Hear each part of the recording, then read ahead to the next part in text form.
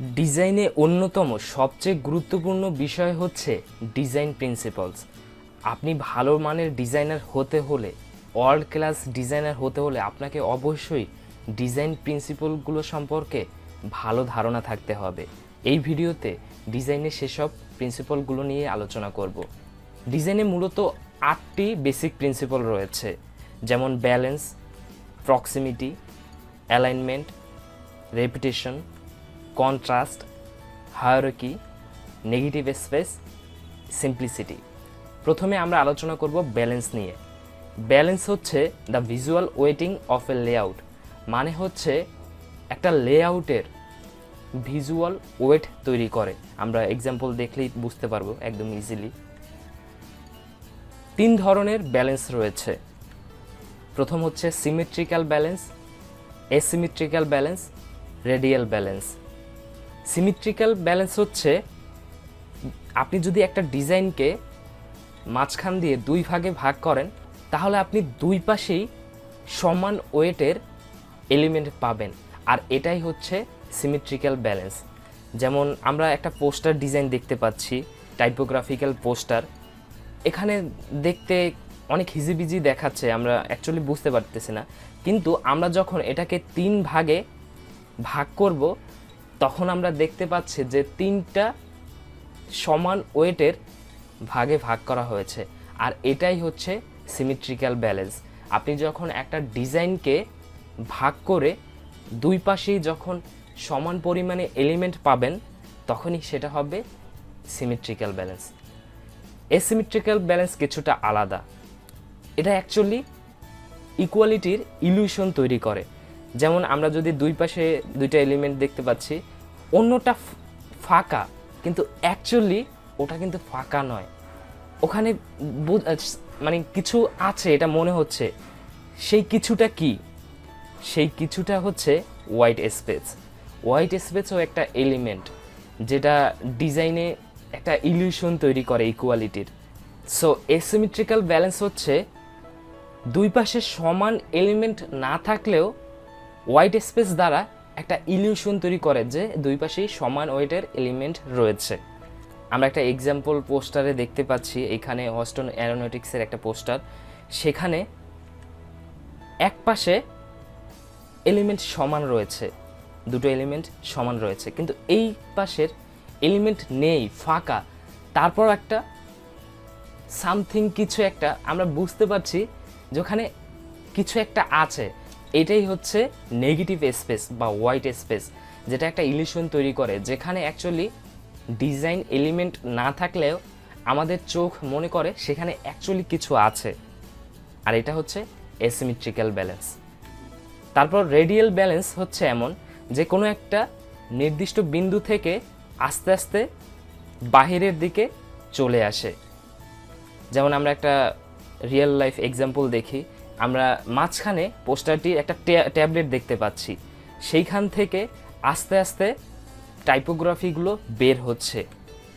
আমাদের human I এমন যে সে একদম ন্যাচারালি বিলিভ করে যে কোনো একটা কিছু ভিতর থেকে আস্তে আস্তে বের হতে হতে বড় হয়, সেজন্য এটাও এক ধরনের একটা ব্যালেন্স। সো রেডিয়াল ব্যালেন্স হচ্ছে নির্দিষ্ট একটা বিন্দু থেকে, ভিতরের বিন্দু থেকে আস্তে আস্তে বের হয় এবং একসময় বড় আকার ধারণ করে।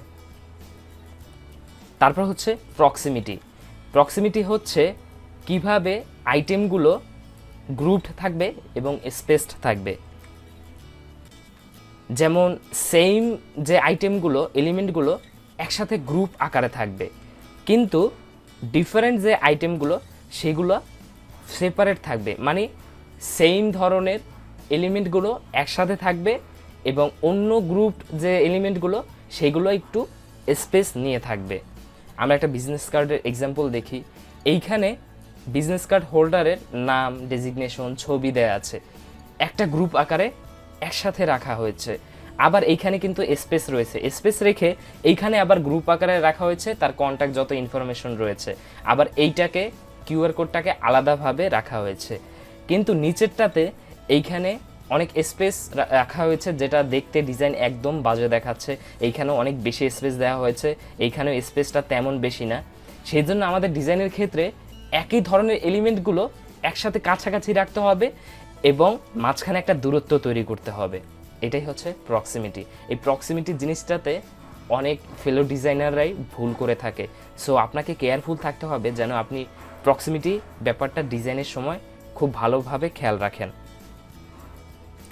অ্যালাইনমেন্ট হচ্ছে অবজেক্টগুলোকে বা ডিজাইনের এলিমেন্টগুলোকে একটা লাইন বা রো বা কলাম আকারে রাখা। আমরা এক্সাম্পল দেখলেই বুঝতে পারবো। এখানে দেখতে পাচ্ছেন সব কিছু এক লাইনে রাখা হয়েছে, আবার এটাকেও সব কিছু এক লাইনে রাখা হয়েছে। সে কারণে একটা দারুণ অর্গানাইজ রিদম তৈরি করেছে, যেটা ডিজাইনে একটা বিউটি তৈরি করে, আর্ট তৈরি করে। সেজন্য আপনার ডিজাইনে অবশ্যই অ্যালাইনমেন্ট রাখতে হবে। আপনি যদি হিজিবিজি অগোছালোভাবে রাখেন সেটা কখনোই ভালো ডিজাইন হবে না। তারপর হচ্ছে রেপিটেশন। রেপিটেশন মানে হচ্ছে একই ধরনের এলিমেন্টগুলো একটা ডিজাইনে ব্যবহার করে একটা রিদম তৈরি করা, কনসিস্টেন্সি তৈরি করা। এখানে আমরা দেখতে পাচ্ছি একটা ব্র্যান্ডিং ডিজাইনের হোল প্যাকেজ। এখানে দেখতে পাচ্ছি ফোল্ডার, এনভেলপ বা যা কিছু সব কিছু দেখুন, সব কিছুতে লোগো ব্যবহার করা হয়েছে এবং কালার কিন্তু পিঙ্ক ব্যবহার করা হয়েছে এবং এই কালারটাও একদম সব জায়গায় ব্যবহার করা হয়েছে। এমনকি টাইপোগ্রাফি আপনি যদি আরও ক্লোজলি দেখেন তাহলে দেখতে পাবেন যে সব ডিজাইনে টাইপোগ্রাফিগুলো একইভাবে ব্যবহার করা হয়েছে। সো রেপিটেশন হচ্ছে ডিজাইনে একই এলিমেন্টগুলো বারবার রিপিট করা। আর ব্র্যান্ডিং ডিজাইনের ক্ষেত্রে এটা খুবই গুরুত্বপূর্ণ একটি বিষয়। আপনি যত একই ধরনের ডিজাইন মানে একই ডিজাইনে একই ধরনের এলিমেন্ট বারবার ব্যবহার করবেন তখন সেটা একটা রিদম তৈরি করবে বা কনসিস্টেন্সি তৈরি করবে। আমরা আরও একটা ক্যামেরার অ্যাডভার্টাইজমেন্ট দেখতে পাচ্ছি। এখানে দেখতে পাচ্ছেন যে কালো কালারটা এবং এই যে গোল্ডেন কালারটা সব জায়গায় ব্যবহার করা হয়েছে এবং টাইপোগ্রাফিও সেমভাবে ব্যবহার করা হয়েছে। এটাই অ্যাকচুয়ালি রেপিটেশন। লোগোতেও রেপিটেশন ব্যবহার হয়ে থাকে। এই চ্যানেলের আমরা লোগোটা দেখতে পাচ্ছি, লোগোতে যে ধরনের ওয়েট রাখা হয়েছে বা স্ট্রোক ঠিক সেম ধরনের টাইপোগ্রাফিতেও সেম ধরনের লোগো এবং স্ট্রোক রাখা হয়েছে। এজন্য আপনি লোগোতেও রেপিটেশন থিওরি ব্যবহার করতে পারেন। এরপর দেখব কন্ট্রাস্ট। কন্ট্রাস্ট হচ্ছে distinction by creating or highlighting differences, মানে ডিফারেন্স তৈরি করা ডিজাইনের মধ্যে। যেমন আপনি টাইপোগ্রাফিতেও একই টাইপফেসের বিভিন্ন ওয়েট ব্যবহার করে একটা কন্ট্রাস্ট তৈরি করতে পারেন বা ডিফারেন্স তৈরি করতে পারেন। যেমন এইটা আমরা বুঝতে পারছি যে এইটা বেশি ওয়েট বা এইটাতে আমাদের বেশি ফোকাস পড়ে, এটাতে একটু কম ফোকাস পড়ে। কন্ট্রাস্টের মেইন লক্ষ্যই হচ্ছে মানে অ্যাট্রাক্ট করা, যে জিনিসটা বেশি গুরুত্বপূর্ণ সেইটার দিকে যেন আমাদের আগে চোখ পড়ে। আমরা সাইজ দিয়েও বা স্কেল করেও কন্ট্রাস্ট তৈরি করতে পারছি। যেমন এইটাতে আমাদের সবচেয়ে বেশি চোখ পড়বে। ডিজাইনে যদি বড় কোনো কিছু এলিমেন্ট রাখা হয় তখন কিন্তু অবশ্যই আমাদের বড়টার দিকেই আগে চোখ পড়বে। আর এটাই অ্যাকচুয়ালি কন্ট্রাস্ট। কন্ট্রাস্ট আপনি কালার দিয়ে তৈরি করতে পারেন। আপনি হালকা কালার এবং খুব গাঢ় কালার ব্যবহার করেও দারুণ কন্ট্রাস্ট তৈরি করতে পারেন। তারপর হচ্ছে হায়ারার্কি। হায়ারার্কি হচ্ছে helps to create the direction of importance, মানে একটা ডিজাইনে আমরা কোন এলিমেন্টটা আগে দেখব, কোন এলিমেন্টটা পরে দেখব, মানে কোনগুলো ইম্পর্টেন্ট। একজন ডিজাইনার হিসেবে আমাদের উচিত ভিউয়ার্সকে সবচেয়ে গুরুত্বপূর্ণ বিষয়গুলোকে আগে দেখানো। দ্যাট মিন্স আমাদের কন্ট্রাস্ট তৈরি করতে হবে সেটাতে, যেন একজন ভিউয়ার সেইটাতে তার যেন চোখটা আগে পড়ে। আর এটাই অ্যাকচুয়ালি হায়ারার্কি। হায়ারার্কি একটা ডিরেকশন তৈরি করে। যেমন আমরা একটা দেখতে পাচ্ছি, ধরুন আপনাকে ক্লায়েন্ট অনেকগুলো টেক্সট দিয়ে দিল, হয়তো তার অনেক কন্টেন্টস, সেইগুলো আপনার ম্যাগাজিন বা এই ধরনের কোনো ডিজাইন ব্যবহার করতে হবে। এখন আপনি চাইলেই এরকম টেক্সট বাই লাইন একই ধরনের ফন্ট ব্যবহার করে এরকম লাইন বাই লাইন লিখতে পারবেন না, কারণ সেটা কখনোই ভালো ডিজাইন হবে না। আপনাকে সব কিছু এভাবে সুন্দর করে সাজাতে হবে। আর সাজানোর ক্ষেত্রে যেটা বেশি গুরুত্বপূর্ণ সেটাকে বেশি কন্ট্রাস্ট দিতে হবে, তারপরে এরকম সিকোয়েন্স অনুযায়ী সাজাতে হবে। যেমন আমরা দেখতে পাচ্ছি যে আমাদের এই ডিজাইনটিতে এইখানে বেশি কন্ট্রাস্ট দেওয়া হয়েছে। দ্যাট মিন্স একজন ভিউয়ার হিসেবে সবার কিন্তু এইখানে চোখটা বেশি পড়বে।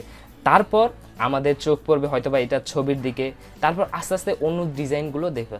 হায়ারার্কি মেইন জিনিসটাই হচ্ছে এরকম যে মেইন ইম্পর্টেন্ট জিনিসগুলোকে বেশি কন্ট্রাস্ট দেওয়া, তারপর সেকেন্ড যে ইম্পর্টেন্ট জিনিসটাকে সেটাকে আরেকটু কম দেওয়া, থার্ড জিনিসটাকে আরেকটু কম দেওয়া, ফোর্থ জিনিসটাকে আরেকটু কম দেওয়া, এভাবে সিকোয়েন্স অনুযায়ী সাজানো কন্ট্রাস্ট ব্যবহার করে। এটাই হচ্ছে অ্যাকচুয়ালি হায়ারার্কি। যেমন আমরা একটা অ্যাডভার্টাইজমেন্ট দেখতে পাচ্ছি, এখানে দেখুন আপনার চোখ আগে কোথায় পড়ে? অবশ্যই আপনার 70% এই লেখাটার উপর আগে পড়ে, তারপর অফ লেখাটার উপর পড়ে, তারপর বিগ অফার, তারপর অর্ডার নাও, লিমিটেড টাইম অনলি। এইভাবে করে সিকোয়েন্স অনুযায়ী আপনার চোখগুলো যায়।